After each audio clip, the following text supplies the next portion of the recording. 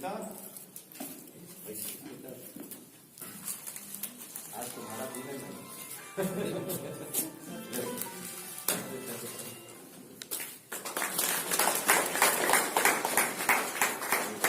स्मिता जी हमारे यहाँ clinical psychologist हैं जो काफी समय से यहाँ पर बच्चों की बहुत सेवा कर रहे हैं, मानसिक पीड़ित बच्चों की। तो आज के दिवस में हम मानसिक रोग पे थोड़ी जागरूकता, उसके बारे में किस प्रकार की समस्याएं आती हैं, आप कैसे उसे पहचान सकते हैं, किस प्रकार से आप अपने आसपास आइडेंटिफाई कर सकते हैं कि इनको किसी परामर्श की जरूरत है, वो चीजें बताएंगे, जिसमें स्मृता मैडम हमें कुछ चीजें बताएंगी, उसके बाद सर हमें आगे की बातें बताएंगे।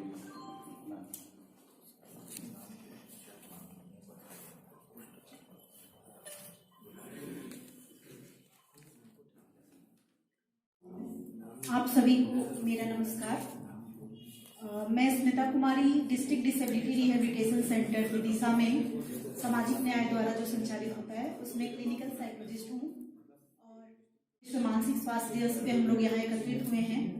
हमारा सौभाग्य है कि आज हमारे बीच यहाँ पर अपर सत्र न्यायाधीश महोदय, मुख्य चिकित्सा स्वास्थ्य अधिकारी महोदय और उप संचालक सामाजिक न्याय महोदय उपस्थित हैं और आप सभी को मैं इस कार्यक्रम में स्वागत करती हूं कि आप लोगों ने इस कार्यक्रम में आकर इस कार्यक्रम को बेहतर बनाने के लिए हमारे साथ ये योगदान दिया है।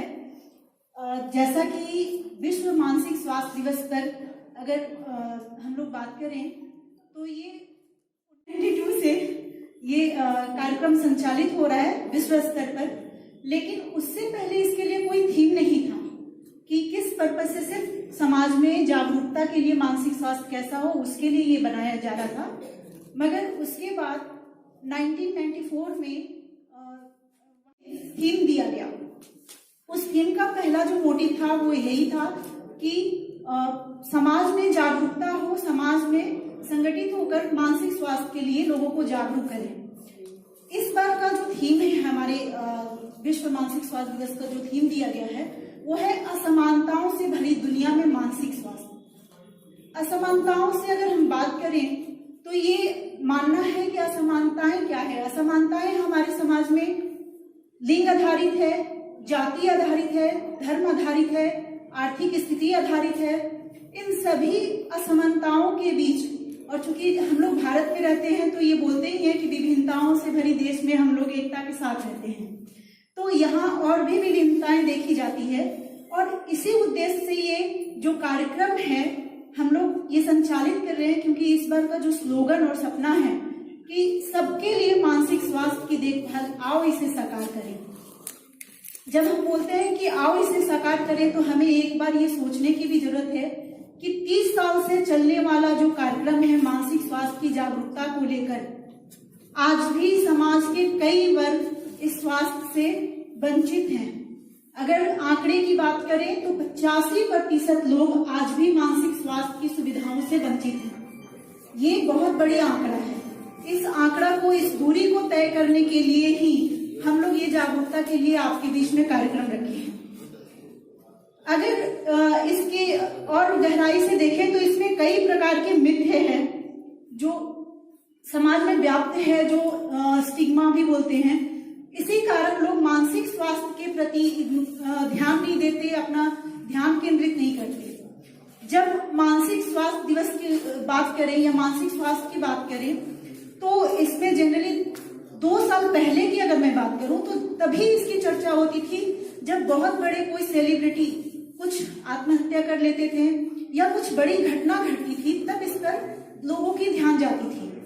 लेकिन इस बात से भी इनकार नहीं किया जा सकता कि कोविड के दौरान मानसिक स्वास्थ्य के लिए बहुत ही जागरूकता हुई और बहुत सारी चर्चाएं हुई।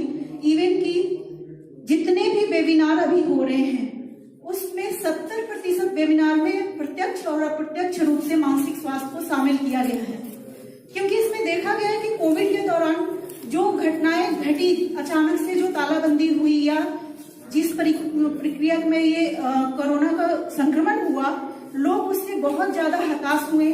उनके साथ शुरुआती दौर से कुछ भेदभाव भी हुआ, उसमें अफरा तफरी भी हुई, कुछ अफवाहें उड़ाई गई। कई लोगों ने पाप पुण्य से भी तुलना किया।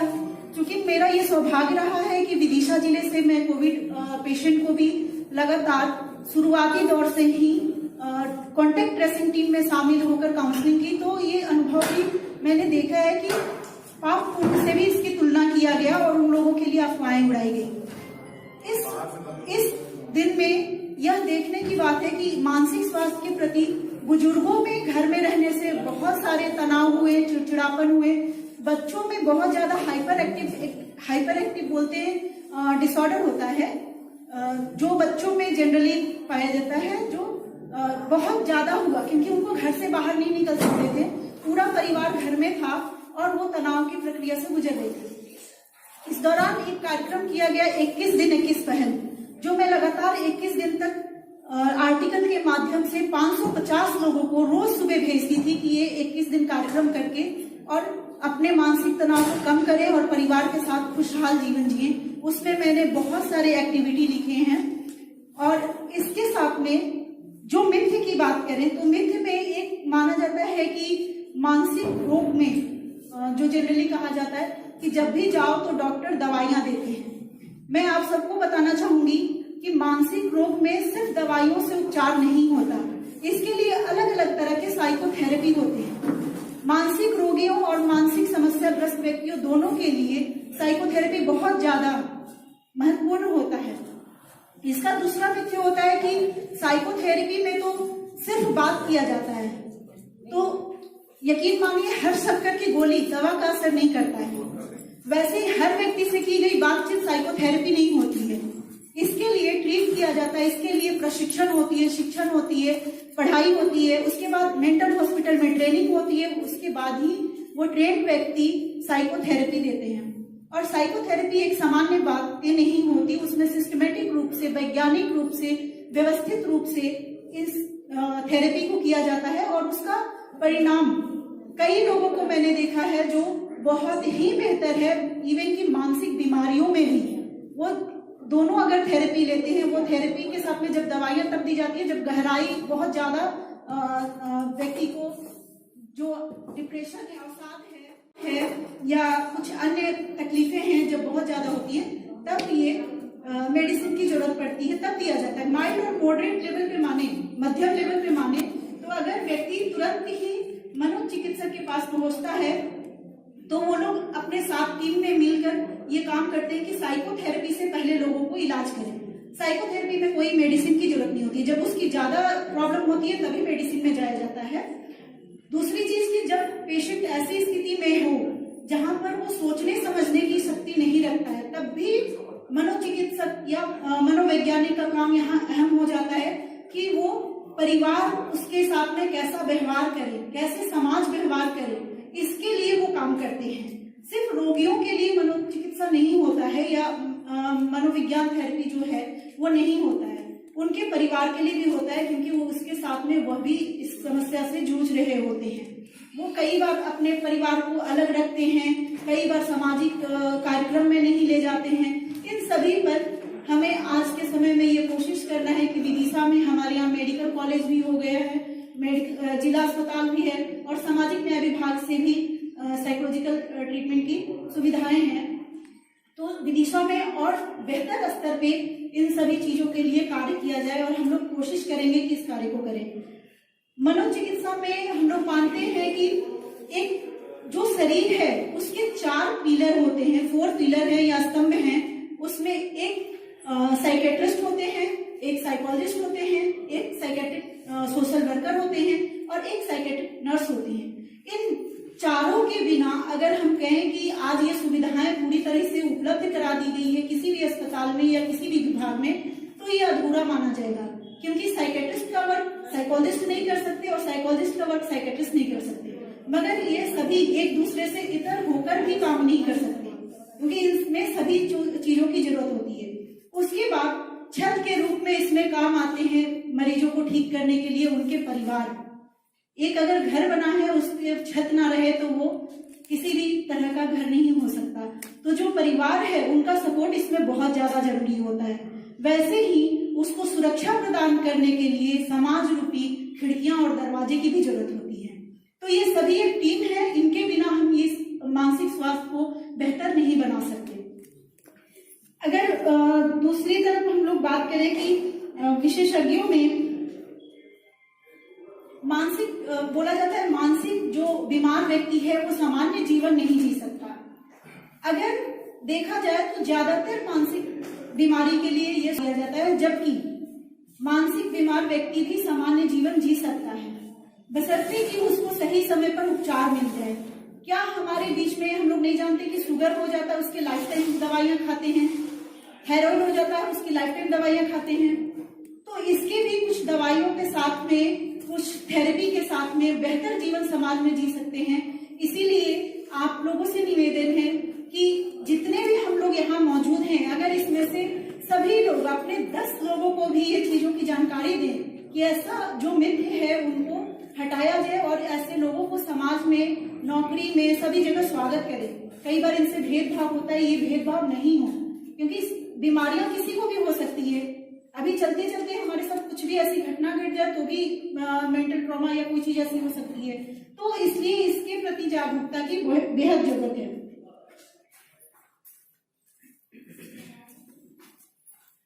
इसी तरीके से मानसिक तनाव में बोलते हैं कि बौद्धिक अक्षमता वाले जो बच्चे होते हैं, जो मेंटल रिटार्डेशन के होते हैं या इंटेलेक्चुअल डिसेबिलिटी के होते हैं, उनकी जांच की प्रक्रिया बहुत लंबी होती है, इसलिए उसमें समय गंवाना व्यर्थ है। मैं आपको बताना चाहूंगी कि उनकी जांच की प्रक्रिया लंबी होती है क्योंकि उसके नापने के लिए कोई एक्सरे का मशीन नहीं होता, कोई थर्मामीटर नहीं होता, कोई ब्लड टेस्ट नहीं होता जिसमें उसको इमीडिएट जांच की रिपोर्ट मिल जाए। उसके जो साइकोलॉजी बोलते हैं वो मानव व्यवहार का वैज्ञानिक स्टडी करता है, साइंटिफिक स्टडी करता है। वो बच्चे की डेवलपमेंट को देखता है। अगर उसकी डेवलपमेंट में रिपोर्ट सही नहीं रहेगा तो उसको जो विभागीय स्तर पे एक पेंशन की सुविधाएं दी जाती है सिर्फ उतना ही मिल पाएगी, उसके अलावा उसका संपूर्ण पुनर्वास नहीं हो सकता है। अगर हम लोग बात करें तो थॉमस एडिसन जो है वो मंद बुद्धि के बच्चे थे और उन्होंने बल्ब का आविष्कार किया। ये शायद हम लोग अभी नहीं कर सकते जब हम अपने आप को सामान्य की तुलना में कहते हैं। तो ये हमें मानना होगा कि अगर सही समय पर उन बच्चों को सही आंकलन, मूल्यांकन किया जाए, सही असेसमेंट किया जाए, उनके माइल्ड मॉडरेट लेवल पे उनको शिक्षा भी दी जा सकती है। ये नहीं कर पाने से उनकी पुनर्वास का कार्य संपन्न नहीं हो सकता। वो सिर्फ एक ही लाभ ले सकते हैं, उनकी बाकी जो लाभ है, जो समाज के मुख्य धारा में जोड़ने की बात करें तो उससे वंचित हो जाएंगे।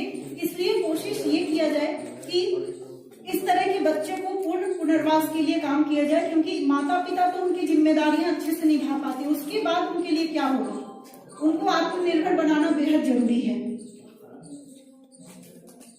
एक और मिथ्या चलता है कि रिसेप्शनिस्ट जो पोस्ट अक्सर दे, तो मैं आपको बताना चाहूंगी कि रिसेप्शनिस्ट और काउंसलर, पहले तो ये पोस्ट ही गलत निकाला जाता है। रिसेप्शनिस्ट होते हैं, काउंसलर होते हैं। कोई भी रिसेप्शनिस्ट काउंसलर नहीं हो सकते। वो अपने यहाँ के प्रोडक्ट को बेहतर बताने के लिए और अपने आप पर निर्भर करने के लिए कार्य करते हैं, आपको मार्गदर्शन देते हैं कि उनके यहाँ की क्या सुविधाएं हैं जो आपके लिए बेहतर होगा। मगर एक काउंसलर जो होते हैं वो आपके अंदर की खूबियों को निखारते हैं, वो आपकी काबिलियत को बताते हैं, उसको खोजने की, आप में इंसाइट को डेवलप करते हैं और प्रॉब्लम सॉल्व करने की क्षमता आप में विकसित करते हैं। वो अपने आप पर डिपेंडेंसी नहीं बनाते। तो इस तरह से कई जो पार्ट है वो हमारे समाज में मिथ्या बनी हुई है, उन सबको दूर करने की जरूरत है। और इसी उद्देश्य के साथ में हम लोग आज यहाँ पर उपस्थित हुए हैं। मैं चाहूंगी कि हम सब मिलकर एक टीम के रूप में, क्योंकि अभी मैंने आप लोगों से बताया कि हम सब एक टीम है, चाहे वो समुदाय हो, चाहे हम विशेषज्ञ हो, हम सब एक टीम के रूप में इस सपने को साकार करें। हमें 30 साल और इंतजार नहीं करना पड़े इस क्षेत्र में लोगों को अवेयर होने के लिए और जागरूक होने के लिए। इसी के साथ में आप सभी को धन्यवाद।